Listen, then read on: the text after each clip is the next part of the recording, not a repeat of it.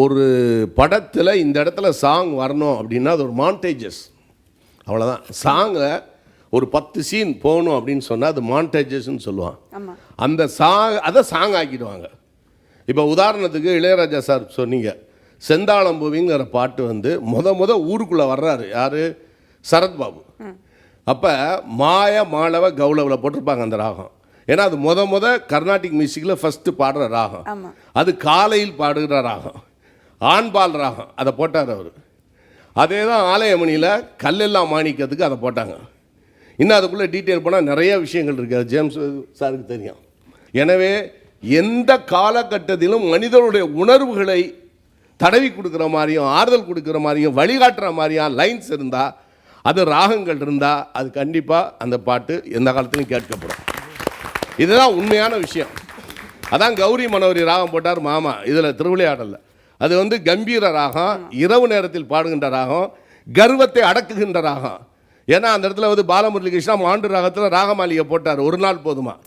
அதில் இந்த பாட்டுக்கு கௌரி மனோரி போடணும் அப்படின்னு சொல்லிட்டு சிவாஜி சாருக்கு மினி லோஆங்கிள் வச்சு அவரை பெருசாக காமிச்சு, அதுலேயும் அந்த கொன்னக்கோல்லாம் போட்டு டிஎம்எஸ்க்கு வராத கொன்னக்கோல் வேற ஒரு ஆளை வச்சு 5 சிவாஜியை வச்சு இப்படியெல்லாம் அவங்க எடுத்து நான் அசைந்தால் அசைங்கிறதெல்லாம் நிப்பாட்டி இப்படியெல்லாம் பிரம்மாண்டம் பண்ணனால தான் பாட்டு இன்னைக்கு நிற்கிது, இன்றைக்கும் கேட்குற மாதிரி இருக்குது. அன்றைக்கி எழுதும்போது கண்ணதாசன் சாரோ கே மகாதேவனா அந்த ராகம் அதுக்குரியது. அதே மாதிரி தான் இப்போ தேவா சார் போட்டது இந்த பாட்டு சகனா ராகம், ருக்கு ருக்கு ருக்குங்கிற பாட்டு சகனா ராகம், ஆண்பால் ராகம். ஏன்னா அது வந்து இப்போ கமலஹாசன் சார் வந்து ஆண் வேஷம் போட்டிருக்காரு, பெண் வேஷம் போட்டிருக்காரு, அது ஆண்பால் ராகம். அது மாலையில் இரவு நேரங்களில் பாடுற கர்வத்தை அடக்கிற ராகம். அது வந்து மீனாவுடைய கர்வத்தை அடக்கிறதுக்கு போட்ட ராகம் அது. அப்போ ருக்கு ருக்கு ருக்குங்கிற இது வந்து எங்கேருந்து எடுத்தாங்கன்னா, எங்கோ பிறந்தவராம் எங்கோ வளர்ந்தவராம் ராம் ராம்னு சொல்லி பொம்மை படத்தில் எஸ் பாலச்சந்தர் போட்டது. அதை எடுத்து இங்கே இருக்கிற அவர் பேர் பாண்டி, யார் பேர், கமலஹாசன் பேர் பாண்டி.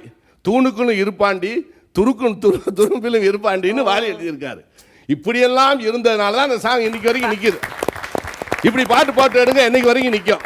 வெளியெல்லாம் யாரும் எந்திரிச்சு போக மாட்டான். அதுக்குரிய மாண்டேஜஸ் போடணும், நீங்கள் அதுக்குரிய ஷார்ட்ஸ் போடணும். போட்டால் கண்டிப்பாக போக மாட்டான். சும்மா போட்டு மெதுவாக மெலடி போட்டிங்கன்னா எந்திரிச்சு வெளியே தான் போவான்.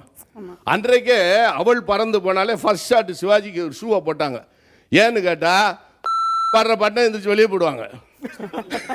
ஃபர்ஸ்ட் ஷாட் சிவாஜி காலை போட்டோன்னு ஆடியன்ஸ் எல்லாம் உட்காந்துட்டான்.